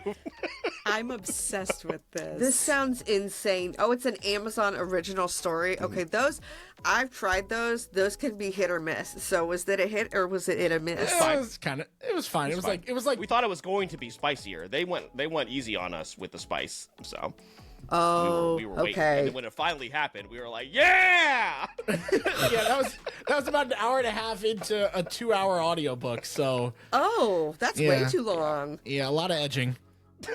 Yeah, that's too much. Too much. But For Eric, 2 hours? Yeah, no. Yeah, everything was blue. Like a 10-hour book, sure, but I believe you do have somebody in your household that are reading these books, correct? There might be smut around the house, yeah. there might We're be calling there, it- all there- right. there might be all the Akatar books in nearby vicinity, yeah. I mean, not that there's anything wrong with that. It's like you take the best thing of like, I read fantasy books as a child. I love dragons. And you're like, oh, they're adult books now and I can read them and it's fun and fantasy. Okay, cool. This this series is is fine. always front and center whenever you walk into a Barnes and Noble. So, like, has this been like a jumping off point for a lot of people? Like, is that what you were saying? As far as Yes, absolutely. For a lot of women, are saying this got me back into reading. This got me into reading. This got me into fantasy. Like it's really for all of the all of the making fun of that I am doing. They are pretty good, especially the first 3. It's a very compelling, interesting story. And after I finished the first one, I was like, I gotta fucking read the second one. So I really do like them. But I mean, I had been reading and I read other books as well. So, but it's nice. I think it's getting a little muddled now that there are so many. Like we used to have the Hunger Games, like the teen hero that will save the world, but now it's like the girl, the normal human girl who meets the Fey man who's 100 years old and they're fated to be in love and they ride dragons, or she's an amazing fighter even though she's 18 years old and emaciated. I mean, we got our next tropes here. But, for the first time reading that version of it, I enjoyed it. What about you, Kate? Are you reading these, or is there, are you interested in them? What do you have in terms of this series? So it's been a very long time since I read an actual book, and I had talked to Emily, I think at some point last year. I was like, how do I start reading books again? And I think I had gone to a used bookstore, and I think I had seen the first in this series. And then, because this one is Court of Thorns and Roses? Thorns and Roses is the first one. I always want to say Fae and Flowers, but that's the D&D thing. Like, it's something that's kind of different. Yeah, I know. Yeah. But yeah, I think I got the first of this book. But it's interesting because it is. Emily's right. Like, it is, sort of starting that, the archetype of Fey realm, Mary Sue protagonist, isekai'd into, magical world, where obviously you're the most attractive person in the world, and it's like, but this man's obsessed with you. And it's like, I absolutely get it. Like, I've been reading pretty much nothing but fan fiction for the past 5 years. So it's a lot of the romantasy and romance tropes. It's just okay, there's this, and it's there, marriage of convenience and fake dating, and I'm like, yeah, I know these tags. This is what it is. I was just at Barnes and Noble and I saw this beautiful book, and it was it had the foil cover, and it illustrated, and then it had the spray design on the pages, and it was a sword, and it was gorgeous. And then I looked up and it was it sounded so incredibly boring, and I was like, you almost got me. I almost judged that book by its cover, and you almost got me. And I was like, this is a man who has to get married to take over his the CEO role at a company. And I'm like, shut up. What is this? I hate this. It was there's no swords in this. This is boring. But I think that I'm very, very surprised that these books are being put up with no information at all for pre-sale. I think that's bold. Even as someone who has authors that they eagerly await books from and are really excited to see what the next thing they're doing is, I would like a title. I would like any kind of information. Even if there's no cover, I would like, a vague idea of what's happening, especially if it's a series, the next 2 books in a series, especially the last 2. I'm just I don't know. And also with those books, I had taken a picture in a bookstore where the I think like 3 of the books are like real thick, and then this 4th one is a little tiny guy. And I was like, Emily, what happened? And she's like, no, this next one's just real short. And I was like, I would feel so cheated if I spent $30 on a hardcover book that was like 100 pages. And I'm like, but the other ones were 400. What are you doing to me? What do you mean? Like, I don't know. So with that, the first 3 are basically the main story. The 4th one is like a little novella of like, this is what's happening afterwards. Like, you know, like there's a big war, like big things happen in the first 3. And then the 4th one's like little novella. And then the 5th one is from a different perspective of another character. So that's also why I'm like, who are we following in this next book? Like, what are we doing here? I don't know. It was kind of, I mean, she left it off. There are things to add on to. But even like if it's like, it's from this person's perspective, or if we're back to following the main character or something. And I think what I read is that she says there might be even another one after this. I'm not sure. But yeah, the 4th one, it was real boring. And it was like day to day of these people who just fought in a war. And I was like, okay, I don't need this. But I guess it kind of led into the 5th one. I don't know. It's weird. I was wondering why that 4th one was so small, because again, the whole collection's sitting in a bookshelf right now, and I kept asking, I'm like, I wonder why that 4th one's like little mini me. It's like way smaller, especially compared to the 3rd. The 3rd is chunky. Yeah.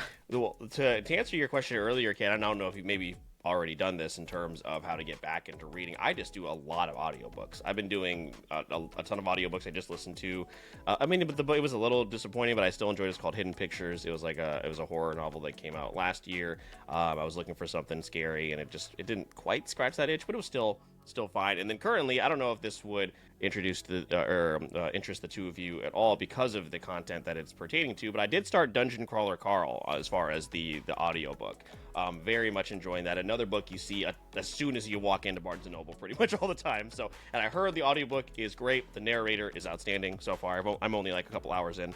But I'm very much enjoying that. Of course, I did the Sunrise and the Reaping, Project Hail Mary, stuff like that. So I've been branching out. But yeah, doing audiobooks has been awesome. And yeah, that is my current book, which is Dungeon Crawler Carl. So not sure if any of you have dove into that, but it's really good. Nice. Yeah. I've seen that the last couple of times I've been in a bookstore. I struggle with audiobooks. Like I really like actually reading things. Sure.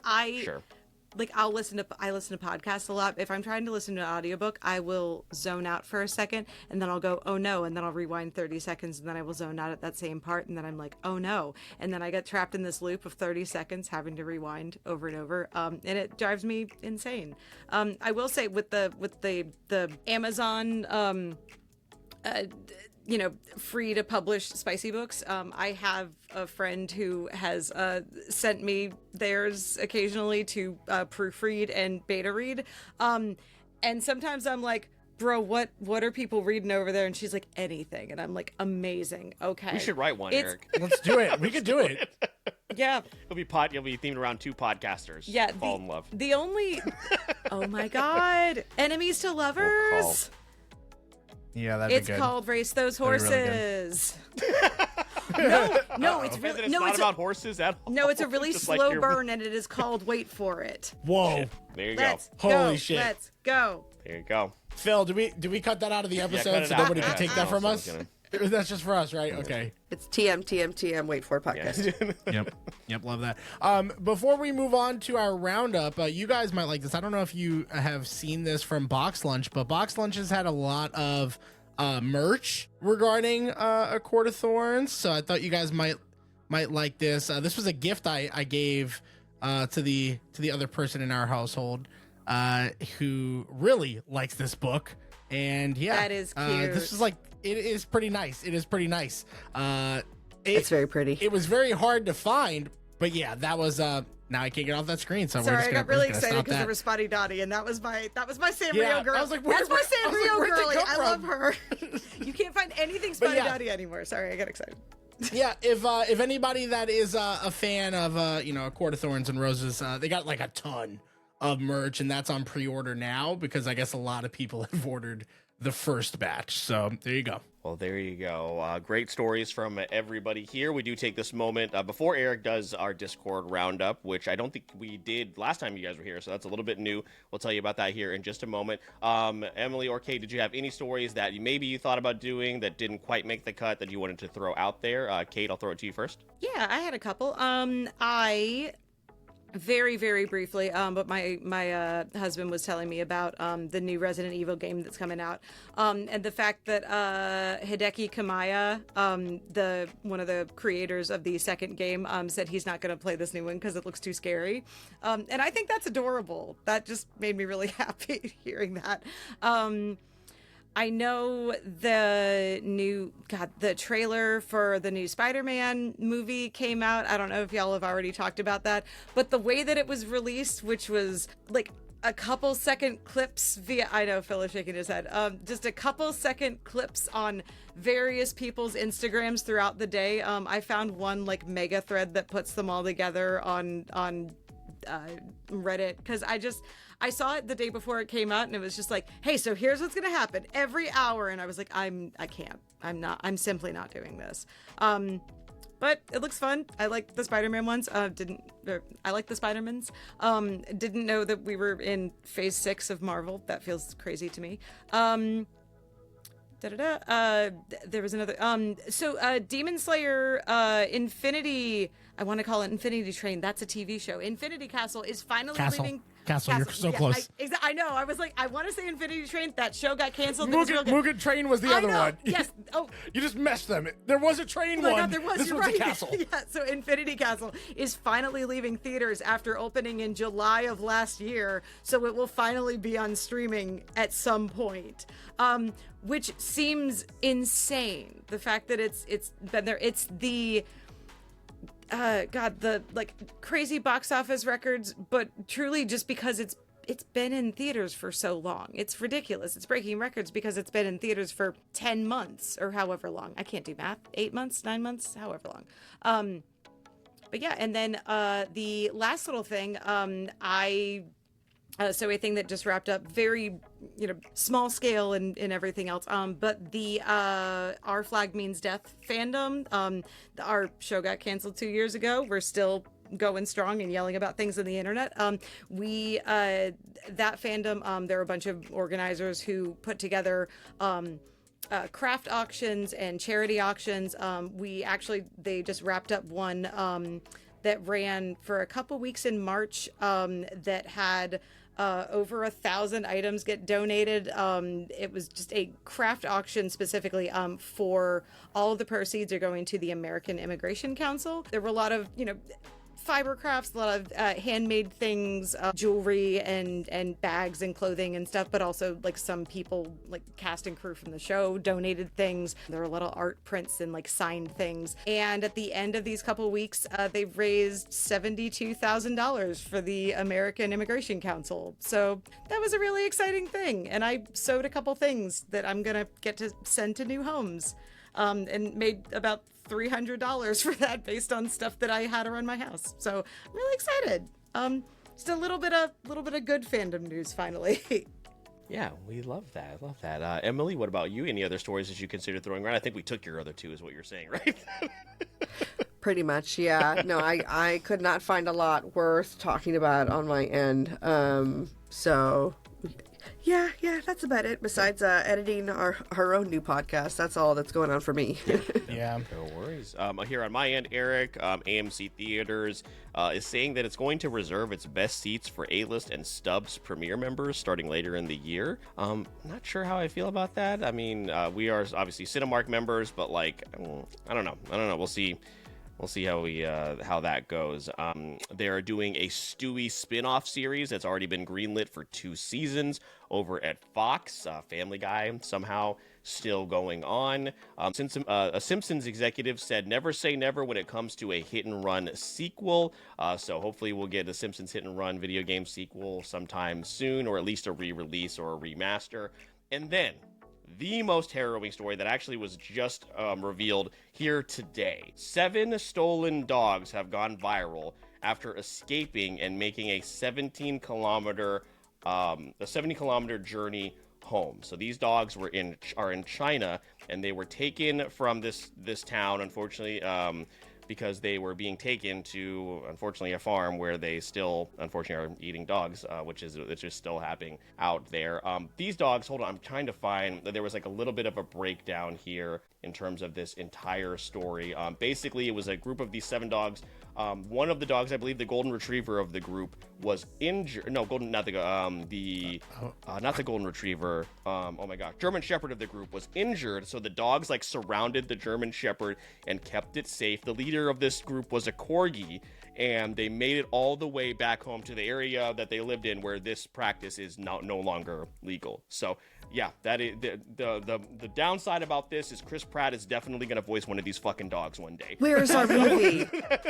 Yeah, but like, come on now. This is an easy homeward bound. Yes, that's exactly I found it. Hold on. I found it. The Homeward corgi Bound. was the one leading them home. The German Shepherd was injured. The dogs kept a protective formation around the German Shepherd. The corgi stopped often to make sure that they were still okay. It took them 2 days to get home. They are neighborhood dogs that lived in this area, and then made it all the way back to where they lived. I'm gonna fucking cry. Yep. Oh my god. Amazing. They made it home. That's so cool. Yep. So yeah, coming in 2030, starring Chris Pratt, Ana de Armas. Who else is gonna? Tom Holland. Listen, not gonna lie to you, Phil. Timothy Chalamet. That probably should have been your primary story. Not gonna lie to you. Not gonna lie to you. Fuck Pokemon. Yeah, man. That was better. That did make me remember a Chris Pratt story, and I don't want to talk about him. So I'm like, oh, never mind. Out of my brain. Goodbye. Yep. Get it out of there. Yeah, that's okay. We don't need to talk about him. So there you go. Yeah. No. Crazy stuff. The Stewie stuff was interesting, especially considering that like we enjoyed Ted, and that we're probably not going to get a season 3 of that because it's so damn expensive. To make. Yeah, Ted the TV show really good, surprisingly. Yeah, but Family Guy's still going, and then kind of back to Kate's stuff as well. The Spider-Man trailer. I was curious if Emily, if you have any thoughts. Phil, I'm pretty sure we haven't really talked about it at all, which is probably not a good sign. I'm still a little hesitant. I'm just happy the Dune Part 3 trailer looked really good. So that was my kind of thing with Spider-Man. They dropped pretty similar in time. And that was the one I was really kind of walking away impressed at. Where the Spider-Man one, I'm still like really on the fence. Was there any initial thoughts, Phil, that you had on that? I mean, yeah, like you said, we're not really, it's there, but we're not really discussing it. And I think they were talking about, Kate, that the 2-second clips, and they're like, this type of marketing has never been done. Like, yeah, because it's stupid. So don't ever, between that and the chairs, I don't know who the hell. The chairs, yeah. I mean, they're just like, they're trying so hard to make it cool. And it's like, it's just not. Stop doing that. I'm ready for Supergirl, man. We've moved on. They just need to let Tom Holland accidentally leak, like, quote unquote, accidentally leak stuff. They just need to let him keep being chaotic. It's like, just do your thing. It's fine. Yeah. But no, not really too much. I'll be there, be there opening weekend, but we'll see. And with that, we are ready for the Discord roundup. For your first time listening, or Emily and Kate, this may be new for you guys. We do a Discord roundup where in the pop culture news channel and rumors that we talk about throughout the entire month, we pull from those stories and we do a quick rapid fire from some of the titles of those headlines. For this, all you have to do, if you want, is like a 1-sentence response. These are so rapid fire and quick. You can also just choose not to say anything. So if it's not your thing, you know nothing about it, you could just, shake your head no, like, I'm not going to come off mute. That's okay. And that's perfectly fine. So we're going to do, most of these are going to be film related. There's really only 2 gaming stories we didn't get to because we talked about Pokopia, the Resident Evil game, and a lot more in that realm. So we're going to start off with the story I thought one of you would do. I guess you guys really aren't a Game of Thrones podcast anymore. The Game of Thrones movie is officially in the works at Warner Bros. With the Andor writer attached. This project is set in George R.R. Martin's fantasy world. And the news was teased in the Hollywood Reporter's recent cover story profile of Martin, which revealed that both HBO and the Warner Bros. Film division are working on rival versions of the story of King Aegon Targaryen's conquest of Westeros. It's going to be, apparently the film's going to be like a Dune-sized feature film is the goal, but there is going to be a rival series that also delves into that. I'm not sure how that's all going to work. So that is officially on the docket, but the potential sale to Paramount may put a dent in all this. So everything is up in the air, but that did officially get announced. For this one, I won't limit you to a sentence, but I was very disappointed in both of you that you didn't talk about A Night of the Seven Kingdoms. I guess we're not going to hear about that. We're not going to hear about this movie. I mean, do you guys even like Game of Thrones? Either of you? No? No, that was the whole point. Emily didn't want to watch it. Partially it was that delving into Night of the Seven Kingdoms was going to mean, hey, do we want to do an episode a week so we stay relevant, or can we give it a second and get to it? And right now, that if you followed us on Instagram, you would see we're going to get to it at some point. The movie, truly had no idea about that. My questions are why and don't. That's so much, but also the idea that it's, also dependent on, an HBO Paramount merger. We might not have money from, money to actually make this because we have to pay out David Zaslav in order to, make sure that he's properly compensated for whatever he's done. But yeah, I yield my time. Emily? Okay, number one, you can't be disappointed in me. You're not my dad. You don't know Number that. two. Okay, I'm not. Yeah, I looked up things, didn't see anything about it. Annoyed that the movie is following the Targaryens, but I understand because House of the Dragon is apparently doing well, so they're like, oh yeah, people want more fucking blonde Targaryen shit going on. That third season's coming out this year as well. I didn't think Night of the Seven Kingdoms, it premiered in February, so I didn't think that counted for part of your What Did I Miss in March? That's just me. So yeah, I don't want it. I will do it because people want to hear me talk about it apparently, but I'm tired, you guys. This is bullshit. I'm tired. That's exactly the vibe. That's it. And then that's true. Yeah. I was not ready. I thought I had more time to take a break and yeah. No, I mean, we'll do it. I'm vaguely intrigued. I would have rather watched a Jon Snow series, honestly, because by the end of it, I was more interested in him than the Targaryens. But they went, oh no, let's do incestual families, and I was like, nobody wanted this. But that's what they're giving us, is more incest. So cool.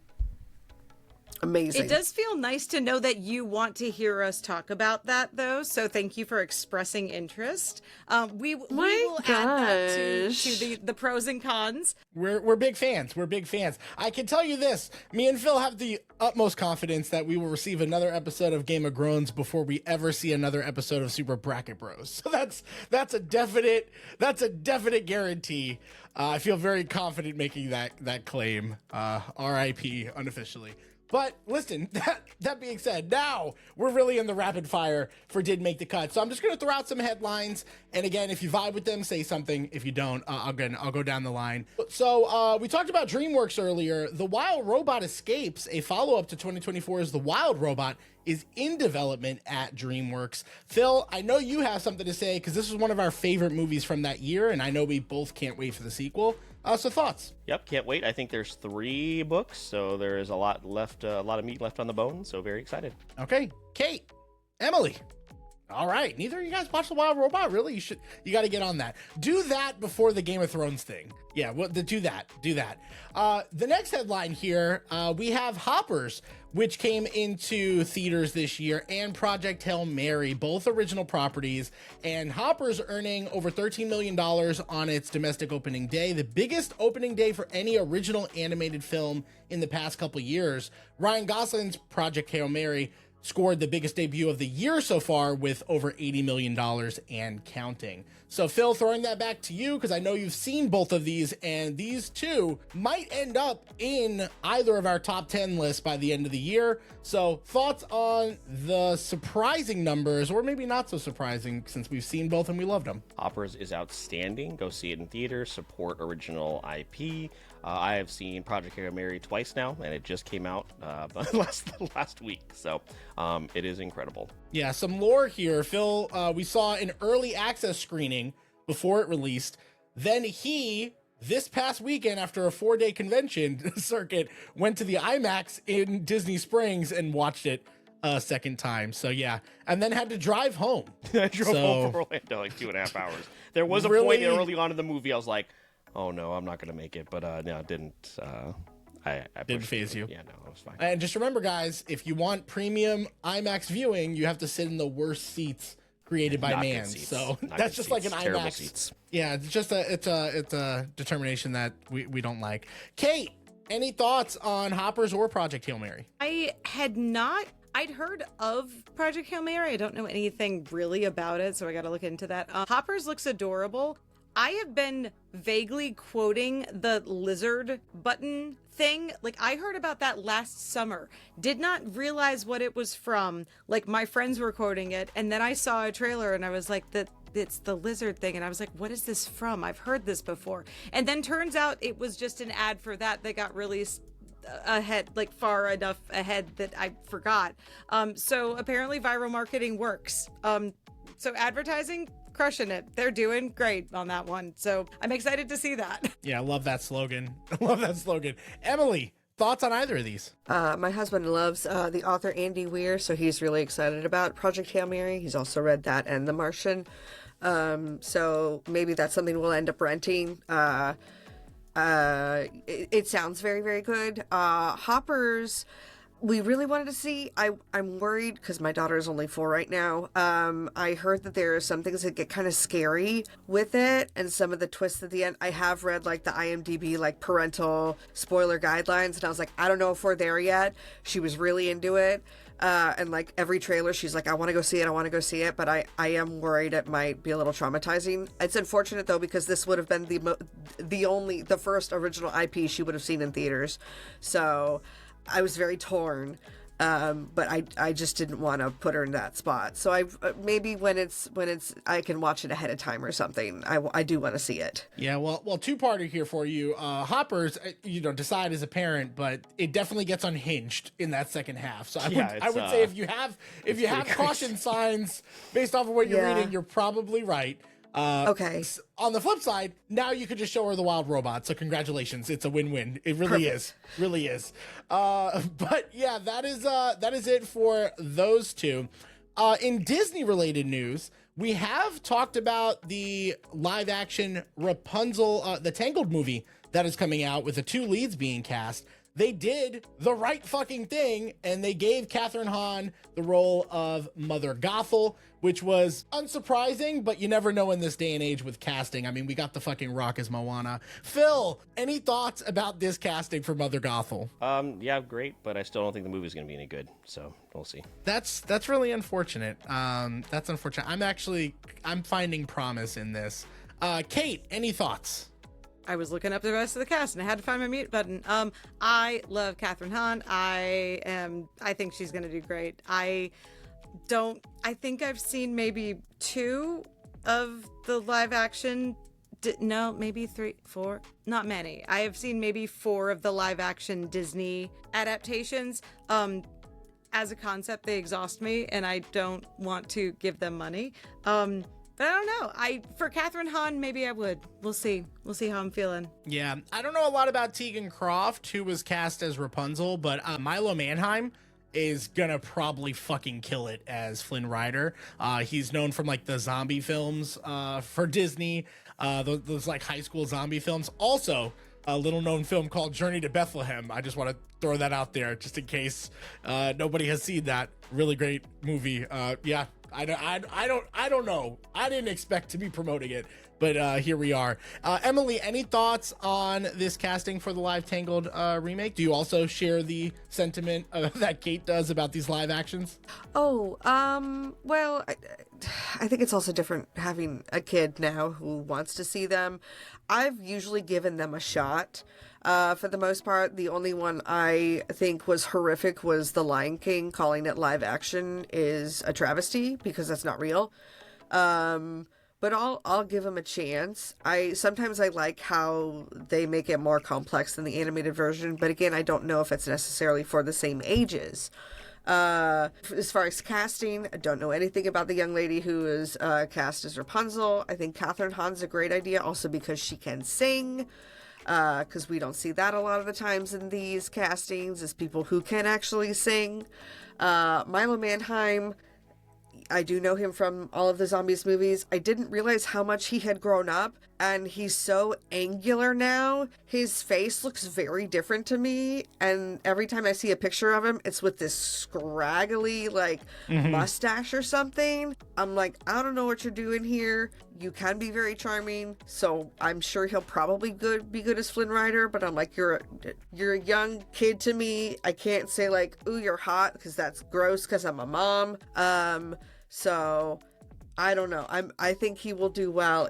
I can't see it now because he looks weird to me now. But I have watched all of the Zombies movies and I'm very familiar with them. Yeah, no, and he's great and he can sing. So again, we're off to a good start. You got to get people that can actually sing, and then if they can sing, that they're good for the roles, unlike Michelle Yeoh and Jeff Goldblum in Wicked. So yeah, just wanted to shots.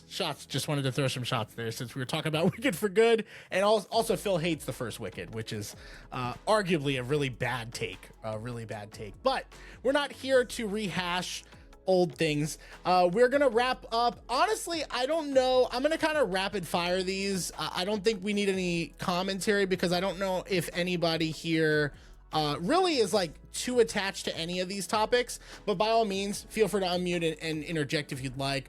Lilo and Stitch 2, the live action, is coming to theaters in May of 2028. If you didn't see the first one, you are way better for it. Don't. Chuck Norris is one celebrity we're going to highlight here. Unfortunately, because he passed away at the age of 86, we had several celebrities that passed away that we highlighted in last month's episode, and he is, whether or not you like him or not, he is a huge name in pop culture that is no longer with us. So RIP to Chuck Norris. Honestly, it's not good news for the rest of us.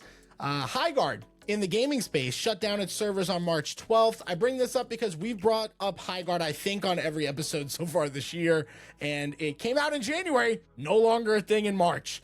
Crazy how a game can die that quickly. And then finally, PlayStation will no longer release its single-player games on PC going forward. Live release games will be coming out, but games like Wolverine will be PS5 exclusive. So those are all of my stories from the Discord roundup. If I had to throw one more in there, the creator of Phil's favorite anime hid a treasure somewhere in the world containing the only written record of what the One Piece is. And yes, that is Phil's favorite anime. I will not be taking any additional They're gonna open comments. it up, it's gonna be a fucking mirror. It'll be the friends we made along the way. Phil, take us in the home stretch. Hey, why didn't you talk about that Taco Bell menu they take?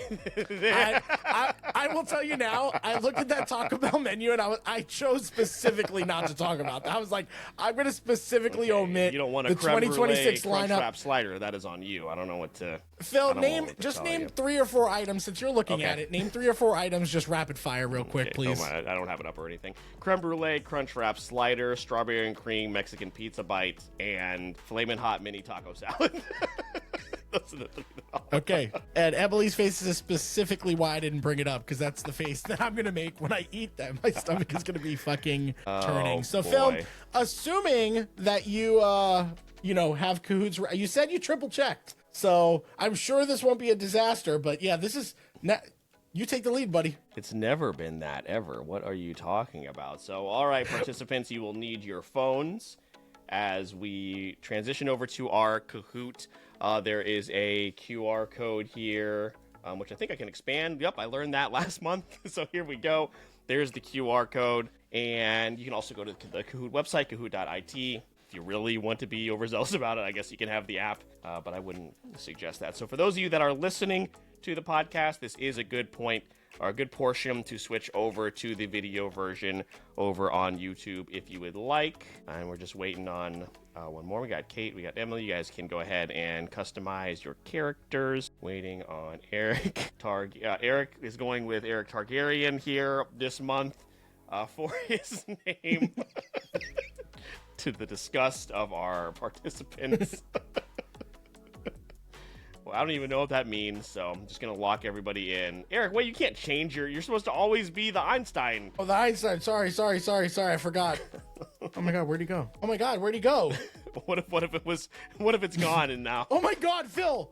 Hold on. They all new? I gotta back out. Oh my God, I gotta back out. Hold on. Don't tell me I lost they it. are Phil, actually I gotta different. unlock. I don't know. They look different this time. Phil, I think I lost it forever. Oh my fucking God, I lost it forever. No. You're done. You lost it. You lost everything. All right, I'm gonna go with the eagle. I was gonna say, so instead you're the scarecrow. The if I only You guys had a both brain went scarecrow. with flower. Emily fine, and I'll be Kate this both Yeah, went we're with matching. flower We're crowns. adorable. Similar They have a woodland dragon. creatures as well. I love it. Sister. Eric is this They tweaked don't. out eagle. So There we that go. also That's is fine. fitting. If I find out that Einstein thing was a premium only thing, I'm gonna We're gonna reset this back up. we're gonna upgrade again. Start paying for it. We're gonna upgrade. Yeah. So all right. So because we are no longer paying for Kahoot Gold, there are only 3 question types here in this one. So there is the standard trivia for 4 different options. There is true or false, and then there is the one where you put things in order. But other than that, everything is pretty much the same. Is everybody ready? Ready. Good to go? Yes. Let's do it. Cool. Let's start. Now, there is a theme to this one in honor no. of the new podcast. These are all 90s blockbuster film related. 90s films. So some of them can be debated whether or not they're blockbusters, but 90s films is this entire is the theme for Come this on, episode. girl, And you there got are it. 12 questions. Of course, use your phone to answer, and of course, you get more points the quicker you answer as well. So let's go ahead and get started. Kahoot Plus, but just not plus. Premium. Don't. All right, here we go. What did I miss? Plus March 2026 starts in 3, 2, 1. Question number 1 is a quiz. What are the nicknames of the burglars in Home Alone? The first one. The Wet Bandits, the Holiday Home Invaders, the Night Raiders, or the Sticky Bandits. Okay, thank God. Everybody got that. I thought maybe Sticky Bandits would throw people off because that's what they're called, I believe, in the second It food did a movie. little to me. I'll be 100% honest with you. I thought I fucked it up because I clicked it immediately when I saw the word bandits, and then I saw sticky. I was like, uh-oh. Me Yeah, too. Sticky, Yeah. I believe, is what they call themselves in the I was second getting movie. ready for names, and I was like, these aren't names. Just kidding. I was looking for first. Right? and Everybody last. answered very quickly. All right. Eric answered fastest, 9:54. King on top. Kate, 9:46, and Emily, 9:36. Next question, another quiz. Finish this quote from Men in Black. To prevent war, the galaxy is on. Is it Cassiopeia's dress? Or, okay. Not even gonna get through all of them. Everyone's doing a great job. What, like That's it's hard? great. The answer is Orion's belt. I shouldn't Good. talk shit already. I'm so sorry. It's gonna bite All me. right, I see if know. there's any movement. Always Nope, stresses okay, me out. Everybody's doing very well. Eric at 1915, Kate 1902, Emily at 1898. The speed is always what kills Question: me. We have I'm a just like, puzzle. Put these in order. Place these 1990s films in order of highest to lowest worldwide box office gross. Is the word that I left out there. So which of these films is number 1, What? 2, 3, and 4 in terms of worldwide gross? Fun fact: all 4 of these films are in the top 25 as far as highest of films in terms of what they grossed in the box office. I think So I'm put them- wrong. That was quick. order. Okay, don't. I don't Oh, care. answer Oh my streak God. lost. Oh well. Yeah. What? Yeah. There you go.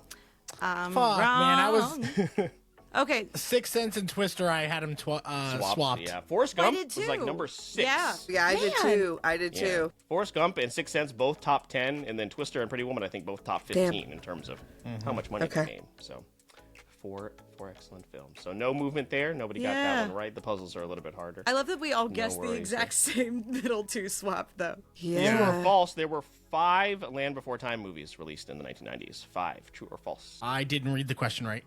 That is true. The first one came out in 1988. So, Yeah, so I it read was- I read the question as released before 1990. Oh, okay. Got it. I should have waited. Yeah, but there were 5, so 2 through 6 released in the 90s. and Okay. the I first thought they one- would be more. I did That's too. why I said no. yeah. Yeah, the first one released in 1988, so just outside of that window. My there. little raccoon looks so disappointed in me.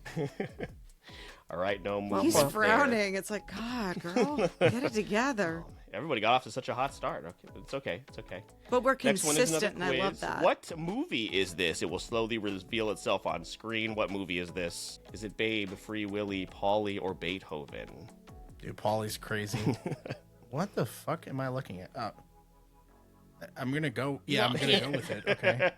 Yeah. This one That was took about way who too was going long. to answer first, or who was going to answer quickest. So let's see here. It was Babe. Oh, we got movement. Yeah. Movement on the Yeah, board. I took a minute on that one. Emily, Kate, and They were Eric moves from farm. first to Yeah. third, but still everybody doing very well. Only 40 points separate first place and third place. Let's get to the next one here. Another quiz. What is the plan to stop the asteroid in Armageddon? Destroy it with missiles, push it with rockets, drill into it and detonate a nuclear bomb, or drill into it and oh, fuck it.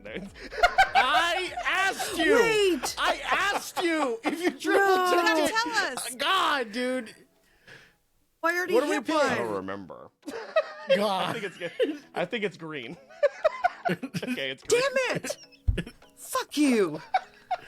Phil, there's Hit it first. Phil. Honestly, if We're I have doing to start pretty well. proofreading the games, we're not going to do games anymore. doing I'm just pretty going to let you know well. now, dude. No.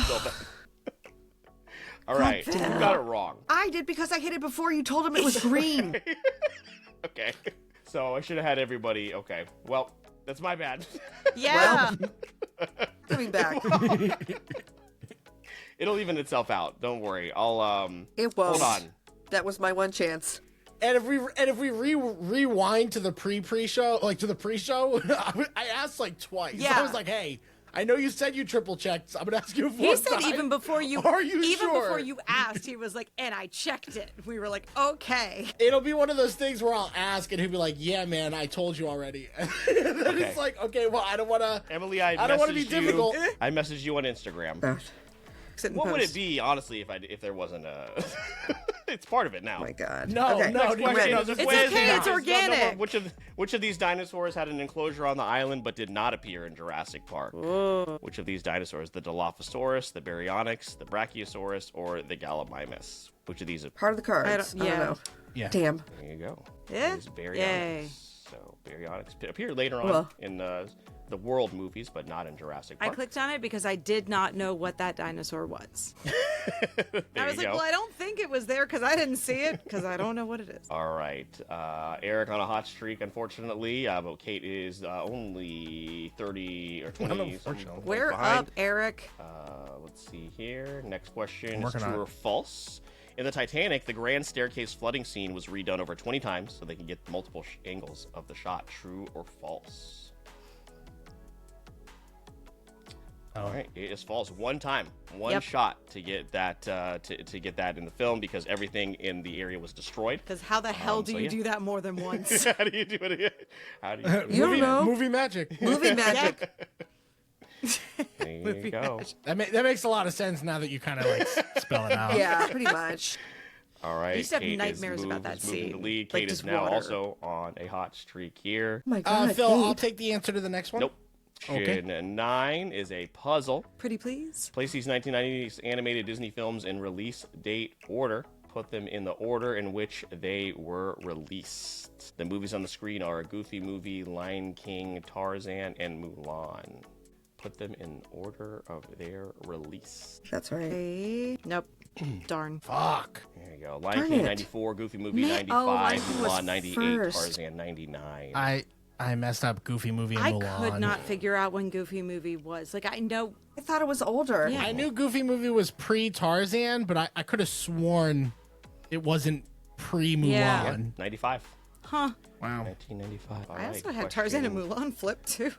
No movement Crazy. there on the board. Question number 10. Which of these Fast and the Furious characters is named Tess? This is the one you gave her the answer to. I already know. It's fine. Let her get she's got so many bonus points. She's got Come on, girl. Who the Come on, girl. fuck Come on, is- girly. Rhonda seems like she'd be a test, and she's not. Yeah.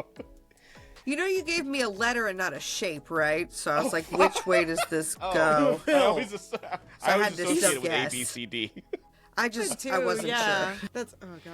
Good job, Em. Yeah. It is Brie Larson, whose character Yeah, it who knows will is. ever return. She's in one movie, and it's the last one, and who knows what we're God, going to I get. can't believe Brie Larson is in this shit. Everybody's she's in this incredible. at this She has point. she has a She is. great fucking outfit. She's got this great like bright blue blazer. Ooh, she looks incredible. So just the outfit, though. Brie Larson's in this not now. Her, Alan Richardson her is in this. He was character just You in- acting think or I know anything. anything about her character in this? Please. I know. I'm not watching these Please. then. I know she looks hot and has a gun. I'll do it. I don't care about Brie Larson. Yeah, Alan Richardson is also in this movie, who was just recently filmed beating the shit out of his neighbor. I don't know if you guys heard about that Oh, news. no. That also came out today. Yikes. Yep. All right. What a Question. day. 2 more questions left. Let's check the board. All right. All right. Kate is running away with it. The 6206. Cool. Eric with 4373, and Emily with 3689. We got 2 This tracks. questions left. Okay. Quiz. Which Barbie offers to help Ham, Mr. Potato Head, Rex, and Slinky find Al? I thought it Is said it Tour Guard AI. Barbie, Dr. Barbie, Safari Adventure, or did somebody not answer? Somebody. Where are there only 2? I think it never came up for me, and it said time's up. Oh. It's Oh, fine. no. It's fine. All right, so Did that you get means kicked out? Kate. Yeah, I think I'm back in it now. I think it timed Oh. out. It's okay Oh, though. So that means shucks. Kate just has to default. She has to just default lose the next one. Then we've all been screwed Lol. once. I'd rather die. Well, it was Tour Guide. It was Tour Guide. I'm Tour Guide Barbie. Yes, I'm tour guide Barbie. Kate 7152. Emily moves into second place, and Eric there with the unfortunate technical issue. Last question is a quiz. In the first speed center is on a bus that must stay above 50 miles per hour. What vehicle is featured in Speed 2? Is it a train, a semi-truck, a boat, Oh my or God, an this even faster An bigger even bus? faster. I was really hoping. It God. is a That's a boat. really scary It's- photo. I picked that photo Not on even, purpose. not You even did. Christopher Walker. Can I bring it back up? There we not, go. Not even Willem Dafoe chewing the scenery like that can redeem that movie. Not worth it. Yeah. It's bad. There we go. Oh, All right, amazing. well, let's check out my the God. podium here. In third place, Like how all three of it us was are going to Eric. be on the Yeah. was podium. knocked off of his podium here for Yeah. the first time in 2026. Yeah. Emily in second, and Kate ran away with it with 8,089 go. Yeah, points. yeah, Great yeah, job. yeah. Great job, everybody, making it through there. Let me stop sharing there. And yeah, congratulations. But hey, we have reached the end of What Did I Miss March. It has been a blast. But of course, the reason, another one of the reasons we wanted to bring you back on is there is a very, very exciting new podcast, which ties in to Speed, because that was for episode 1. So please, I'll throw it to you first, Emily. Tell us a little bit about the new show and kind of its premise and why it came about. Sure. So we at one point we had watched all of the Game of Thrones content, and we thought, man, we should keep doing something, but similar but different, and also less niche, so that it can be more accessible to more people. So we wanted to keep doing a podcast. We liked the idea of not bringing people to new things. And so we settled on movies. So it's called Sister Cinema Swap. And Kate and I alternate watching movies that one of us has seen and one of us hasn't. And so we have these, really long spreadsheets. And it's the same basic format that it's our bread and butter at this point.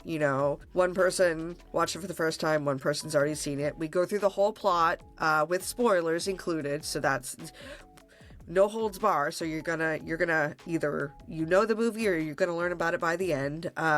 We rate them at the end. The person who has already seen it likes to talk about whether it's held up. The person who's also seen it has the task of getting all the what we like to call fun facts or trivia about the movie. And then the person who's never seen it gets to rate it for the first time. And we also have a letterbox set up that is going to track the person who hasn't seen it, their rating for the movie. So it's Sister Cinema Swap. The first episode is already out now, where I watched Speed for the first time. As of this recording, the next episode will be out tomorrow. And it'll be Kate's first time being new to something on any of our podcasts ever. It's a very exciting moment for me to have seen something that she hadn't and talk about it. I don't know when this is coming out, so it should already be out. But I'm sure Kate could talk about her new role in this podcast, but it's been a lot of fun so far. Yeah, it's been really fun, not just kind of... with Game of Groans, I always described it as my sister has a podcast and she lets me be on it. Like, it was never... It was always very much like, this is Emily's thing. I am the co-host because it makes life easier, and also we like talking, and also it's just, it just kind of worked. And with this one, I wanted to make sure that it wasn't always Emily having to be new to things, because there are definitely things that I have not seen. We have a lot of differing, tastes in movies. There are just a lot of weird gaps of stuff that I haven't seen. So it's kind of, it's been exciting to, like, literally out of the blue, we will text each other and it's like, have you seen this movie? And then we'll, like, add it to our spreadsheet, our growing spreadsheet of movies that one of us has seen and the other hasn't. But no, we, being able to swap off week after week, episode by episode, I'm enjoying, being a equal part co-owner of this one, and not being, actually getting to jump in and be new to things and struggle along and put together a summary. But it's been really fun. And we're excited to have more people on, because not everyone has seen Game of Thrones. Everyone's seen a movie, and it might be one that that we haven't seen, or opening it up to people who are like, I've always meant to see this and I never did, and seeing, what we can all get to enjoy and talk about. So it'll be fun. Yeah, super exciting. You guys have, teased the project for a while, and the first episode was really, really great. So excited to continue to follow along. And as we don't go as far in depth with you guys as far as like the trivia and the kind of the background of the films. So as someone here on our end, where we found so much joy in doing late to the party here as far as the series on our end. So of course there have been some films where like, damn, I wish we just kept that in the club. We hadn't come across that, but Eric and I have come across so many new movies that we were just like, man, I wish we had watched that sooner. Eric is now the biggest Julia Roberts fan in the world, so you know what, we got that out of it as well. So it's been a whole lot of fun, and cannot wait to again also get to collaborate, since we didn't get to come around on the Game of Groans side. Although by that time the movie comes out, maybe we'll be able to join you guys. Who knows? Maybe we'll see. Maybe Eric will have finished the series, the film, the Telltale game, the other TV show. Who knows what the hell is going to happen? I'm going to start my own Game of Thrones podcast. That's the second one. If I can watch 10 hours of Lord of the Rings content in 2026, you can get through.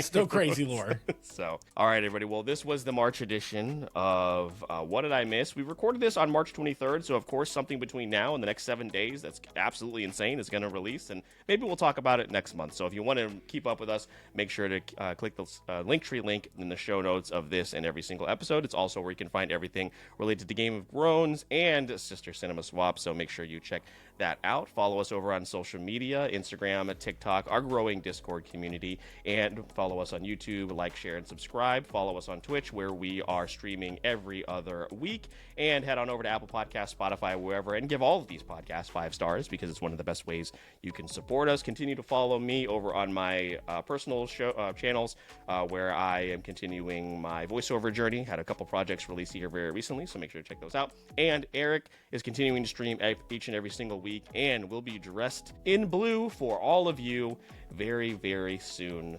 So Eric, please let everybody know how they continue to support the show a little bit extra if they like, and maybe some other perks that they can get. Yeah, so of course all the free stuff that Phil mentioned that helps both shows is much appreciated. But over on the Wait For It side, if you'd like to support us a little bit more, you can join our Patreon, We're patrons of the show Briar, T3 Kato, Vintage, Corey from The World Is My Burrito, Nick Hasbaro, the author of the Vidalarium series, and Botter from the Shortbox podcast are supporting us monthly in exchange for early access and behind the scenes of episodes just like this one. April is also going to be Patreon month, where they are suggesting movies that we watch and games that we play on stream. So if you want to be a part of that community, come join the club of our Weight Watchers. If not, that's totally cool. All the free stuff helps, and it goes a long way for both our show and theirs. With that being said, my name is Mr. Eric Almighty. That's my co-host, Phil the Filipino, and our wonderful guests, Emily and Kate. We release new episodes every Wednesday for the Wait For It podcast, and all you have to do is wait for it.